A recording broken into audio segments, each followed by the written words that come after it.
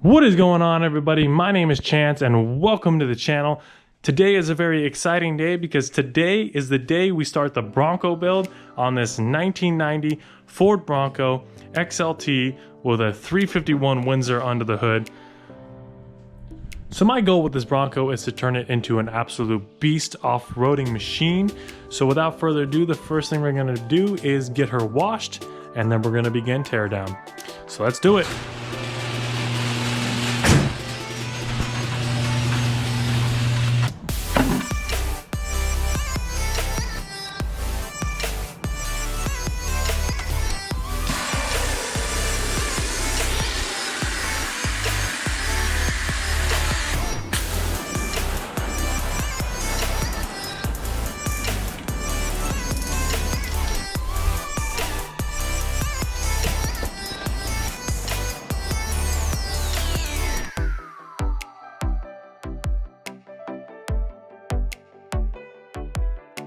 Dry it off, pull it back in the garage. Well, everybody, it's finally dry, finally clean. Well, as good as we could get it. And I did some cleaning in here just to make enough space so that we can roll back and cleaned up everything that was underneath it. So let's get the Bronco back in here.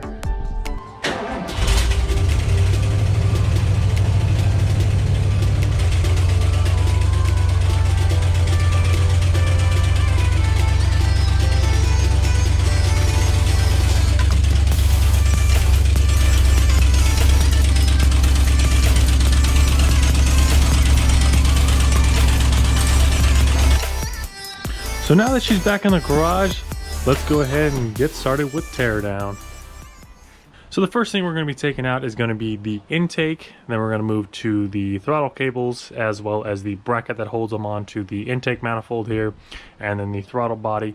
But the first thing we're going to do before we touch anything on this is we're going to go ahead and remove the battery completely from the engine bay, so we have a little bit of extra working room, and as well as we don't want to mess up any electronics with the battery still connected.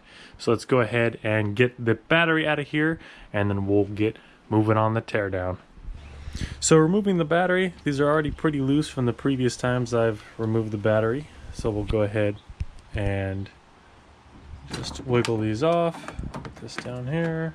Same thing with the positive cable. This one might be a little bit more of a pain, but we'll go ahead and get this off.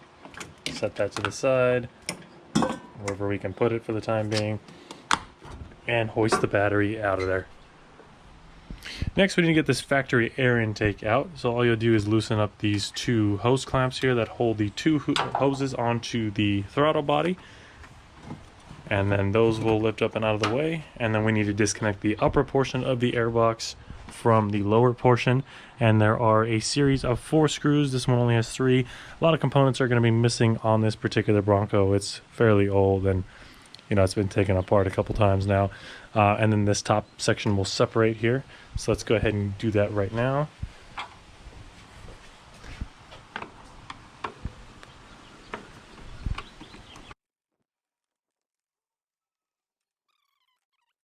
This airbox, upper portion of the airbox, should pop right off, and now it can be removed from the vehicle. So next we're going to be removing this lower portion of the air intake here. I'm just going to go ahead and undo these screws here. This one only has 1, but there would be normally 2 here, and then we'll be able to pull this up, and I just lost the clip, and actually it's right there. And now the factory airbox can be completely removed.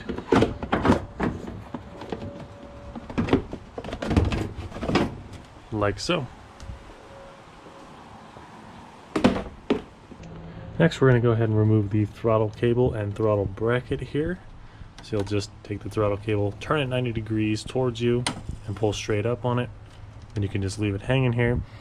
Then we need a wrench for this next portion to get the bolts off of here. I believe they are a 1/2 inch, but we're going to find out.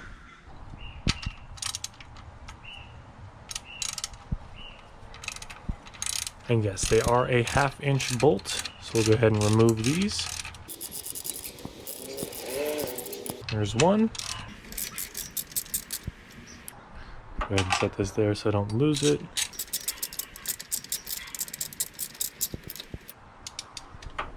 And there's two. We can take our throttle cable bracket and set it right there for now. So a helpful tip for some of these bolts, especially the ones that are already threaded into another item, such as the upper intake manifold, you can actually just take them and thread them back in the threaded holes. And if you don't drop them like I just did, it's a great way to keep track of your bolts. Now another way you can keep track of your bolts is you can get an organizer such as this one, and you can use tape or a Sharpie and write on this and just keep all your bolts separated. This is what I did when I initially tore it down, and this is what I will follow in this second tear down. So this next step, we're going to be removing the upper radiator hose. Undo these hose clamps here.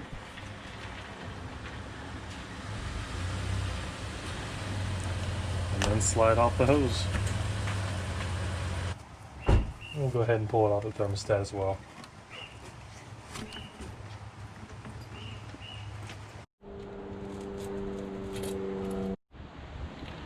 Next, we're going to remove some of the miscellaneous electrical connections here around the throttle body and the EGR.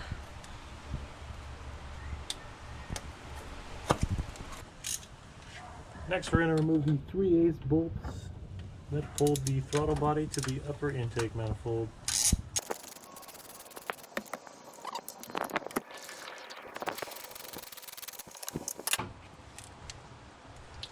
And we can undo this lower cooling hose. And then we can remove the throttle body. Next, we're going to remove the 1/2-inch bolt that holds the EGR to the intake manifold. And can't forget about the one on the back. Next, we're going to remove these miscellaneous vacuum lines here on top. They just pull straight out. Careful, they are quite brittle.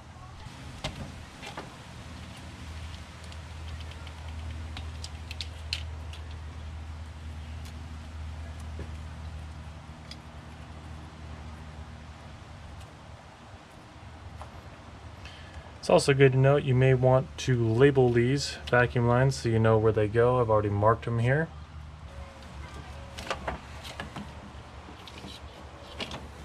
Go ahead and remove this last vacuum line up here. So next you'll want to remove the spark plug wires from the distributor. A good thing you can do is write which cylinder they go to on here. If not, there's always diagrams online. And these Ford racing cables tell you which cylinder they go to as well.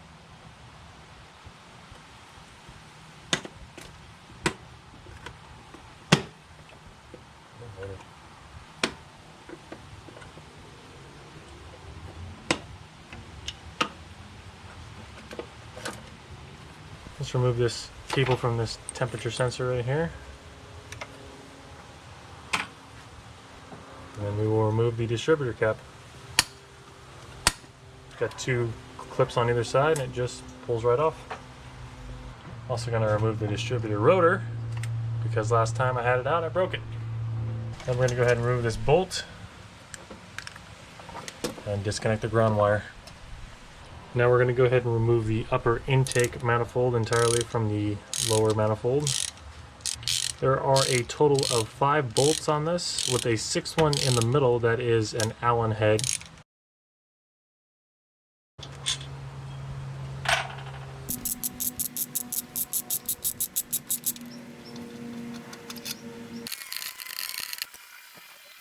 And then we can go ahead and lift the entire upper intake manifold up and out. So on the upper intake you will also have this vacuum line here that connects to the valve cover. On the passenger side it just pulls straight out, but it does connect in here to this connection point. So next we're going to remove the serpentine belt. It is a 5/8.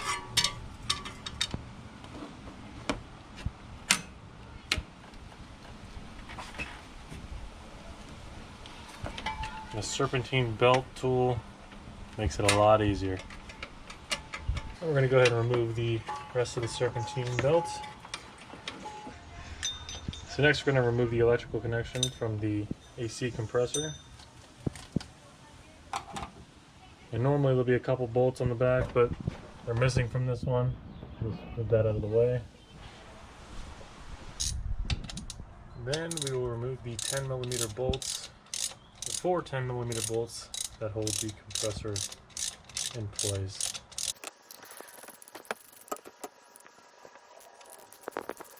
Then once they're all loosened up, you can simply lift the compressor up and out. We'll just remove some more miscellaneous electrical connections. As you can tell, a lot of these vacuum lines as well as clips are very brittle on these older vehicles, so just be very careful. Next we're going to remove this electrical connection from the distributor.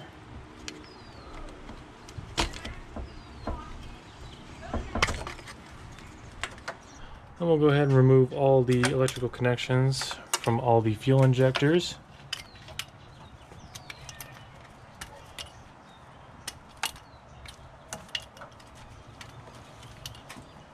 And the other temperature sensor. And then we can remove these bolts and remove the fuel rails. So next we're going to be removing the 4 5/16 inch bolts that hold the fuel rail to the lower intake manifold. There's one here, there's one there, and same position on the other side.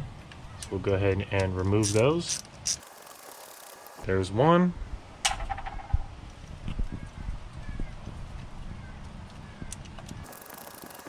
There's two.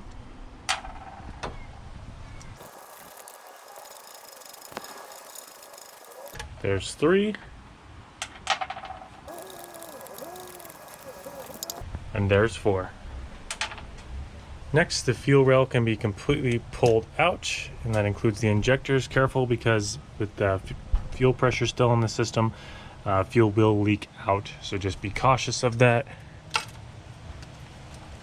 Just pull straight up on them. Try to keep all the injectors attached to the rail.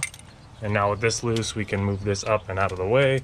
So I went ahead and secured the fuel rail here to the windshield wiper using a bungee cord, just so it's up and out of the way. And so we can get to the bolts that hold the valve covers on, which will also release the wiring harness that has all the electrical connections. So we'll go ahead and get that up and out of the way. So to remove the valve covers, there are 6 7/16 inch bolts that hold these on. So there's going to be one at each corner and then 2 in the center, one on each side, of course. So we'll go ahead and get these bolts removed and pull the valve cover off.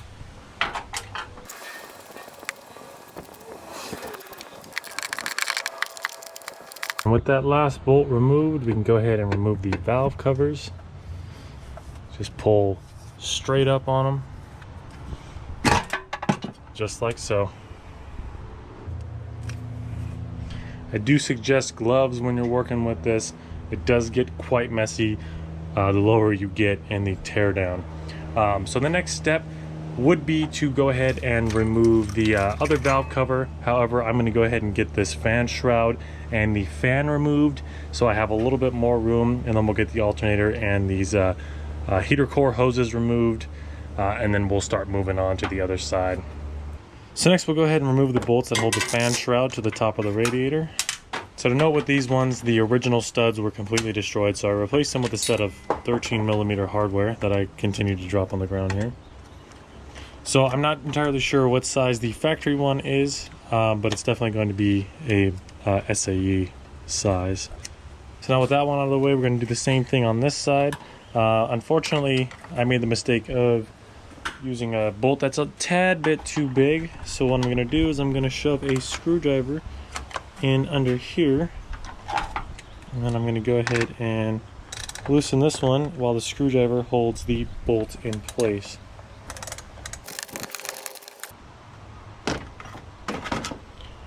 Alrighty, and now with the fan shroud loose, you can definitely tell down there that this has been taken out before.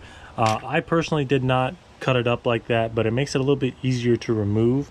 So ideally what you would do before this is you would get in here. It'd be easier for you to remove these 4 bolts that hold the fan on first. However, because mine's broken, it's the fan shroud's broken, it's easy enough for me to just maneuver it around a little bit and pull it up and out. So let me go ahead and do that now.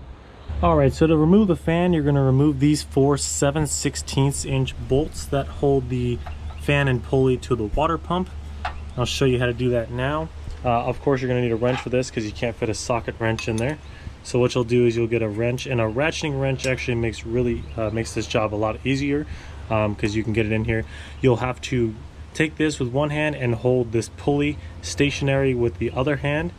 But once you break them loose, then they are pretty easy to take off, and then you can remove them the rest of the way by hand. I'm going to do that the same way with all 4 bolts, and we'll go ahead and pull the fan off. And just be very cautious when you're doing this step because the fan is metal. Unlike plastic fans in newer vehicles, this one, if you hit your hand too hard on it, you may cut yourself. Just be a little careful with this step. And when that last bolt removed, we can go ahead and remove the pulley entirely. It can be a little stuck, so what I recommend is just make sure everything else is out of the way, and then we can take a pry bar and pull back on the pulley.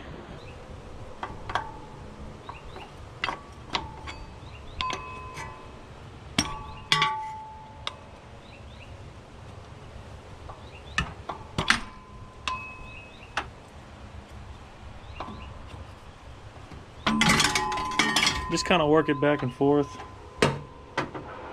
until it comes out. It's a little bit easier to do this with both hands so you can prevent the fan from falling, but this is going to be replaced with an electric fan later on, so I'm not too worried about it. Go ahead and set that out of the way, and then the pulley can pull off the rest of the way as well.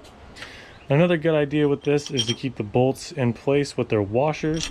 You can go ahead and insert them into the holes and then take a little bit of electrical tape and just tape them in place, and then when you set them off to the side and you move this around, they won't fall out. And as you can tell, now we have a ton of room in here, which is going to allow us to get the bracketry off for our accessories such as our alternator and power steering pump. So we'll go ahead and work on the right hand side and get this power steering pump disconnected and out of the way. So for this next step, we do need to remove the 2 bolts that hold this power steering pump to the one to the head, and the other one actually goes through the water pump into the block. So this one is a 9/16 inch, and the one that goes to the water pump there is a 1/2 inch. So we'll go ahead and remove the 9/16 inch bolt. And there's the 9/16 inch bolt. Go ahead and set that here. And now we'll go ahead and get that 1/2 inch bolt. Now I'm going to go ahead and get this bolt out the rest of the way off camera, because I want to go ahead and make sure that this doesn't fall and smack into anything. It is quite heavy. And then I will show you where I place it just so it's out of the way. And it is quite a long bolt, so just be patient with it. If you have a drill or an impact wrench, it can make your life a little bit easier, but this can all be done with hand tools up to this point so far. And then we're going to take this and we are just going to go ahead and kind of manipulate it and get it over here resting on this frame rail so it's up and out of the way. And as you can tell, we can now get easy access to basically everything over here on this side of the engine bay. So we'll go ahead and loosen up this hose clamp here that holds goes into the upper intake manifold and then to the heater core. So just give us a little bit more working room here. So we'll go ahead and disconnect this like so, and then we can work on getting the rest of this out. And now with this out of the way, we'll go ahead and be able to disconnect some of the electrical connections. And as you can tell, a lot of these connectors are quite brittle. I actually didn't even notice that until right now. But this is completely broken off the alternator, and the alternator will need to be replaced.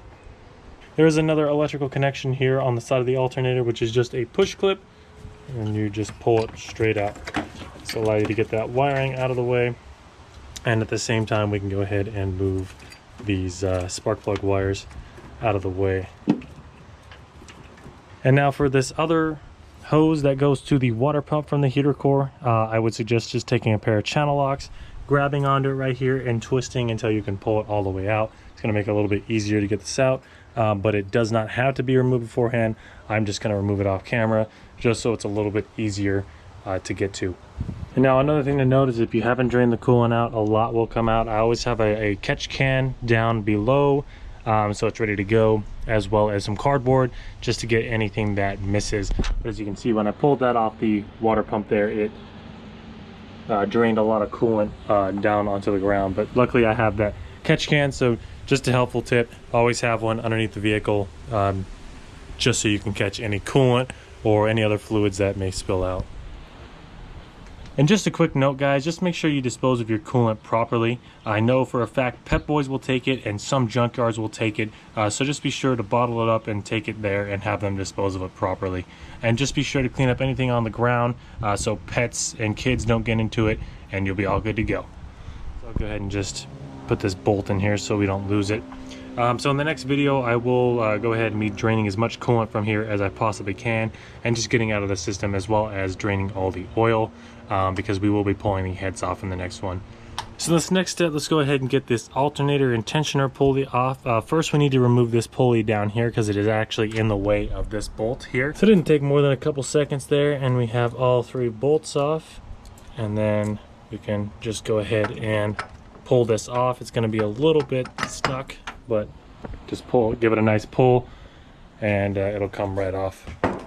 Alright, and with that pulley removed, we'll be able to get to this 9/16 inch bolt here that it was blocking. There's another 11/16 inch bolt inside here, and then there's a 1/2 inch bolt behind this tube. Let me see if I can show you right here that we'll have to remove, and then the entire bracket with the alternator and idler pulley will come right off.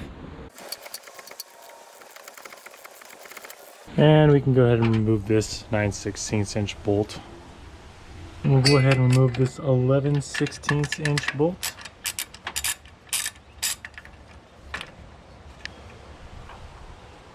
Just like so. So last but not least, we have our 1/2 inch bolt. Alright, so I went ahead and got the alternator bracket disconnected, and I just kind of moved it out of the way down here, and I'm just letting it hang for the time being so we can move on to the next step. As you can see, definitely looks a lot better, like we made a lot more progress. It's a lot emptier in here, and then once we get the alternator bracket completely out, it'll look even better and we'll have a ton more room. So the next step we're going to do is we're going to go ahead and get this valve cover off here on this side, and then we'll be able to move that electrical harness that I was referring to earlier out of the way, and then we will get the intake manifold off. Alright, so for this valve cover, it's the exact same as the other side. There's exactly 6 bolts. And for the sake of saving time, I'm going to go ahead and do this with a drill, but it can be done with hand tools as I showed you on the other side. And then we'll be able to remove the electrical connection and then remove the entire valve cover.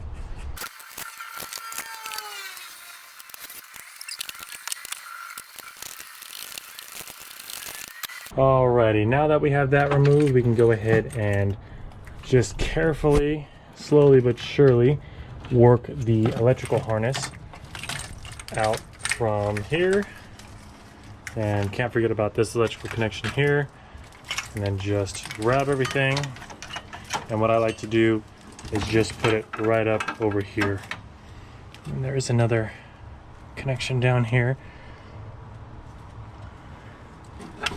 We just pull straight off,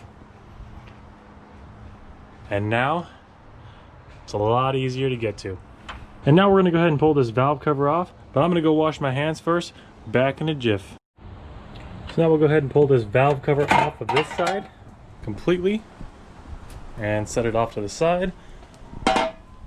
Check out the progress so far. It looks great. We're making great progress in just a couple hours here. Doing good. The next and final step of this video is I'm going to go ahead and remove all of the lower intake manifold bolts. I believe there is a total of 12 of them that you have to remove along here, and the entire intake manifold will pop up and out. And I will show you how to do that right now. And just for the sake of time, I am going to be using an impact here to make it a little bit quicker, but this can easily be done with a socket wrench.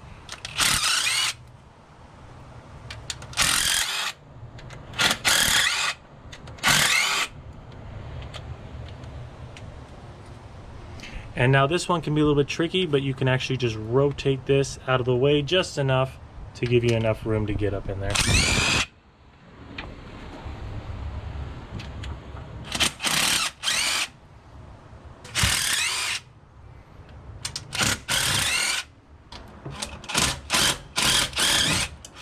And now with all these bolts removed, we're going to go ahead and get them up and out of the way.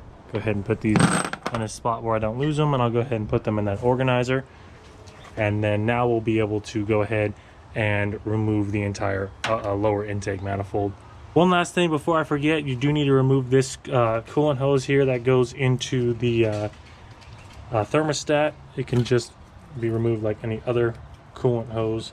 Pull straight off. If you have a hose clamp, of course, you'll want to go ahead and disconnect that first. And with the fuel rail still in the way and the distributor still in the way, you can just grab something and pull up. You can use a pry bar. You will have to do a little bit of maneuvering, but the easiest way to do this, of course, would be with two hands. You'll want to shift it back, lift up, and pull straight out. So shift back, pull up, lift towards you.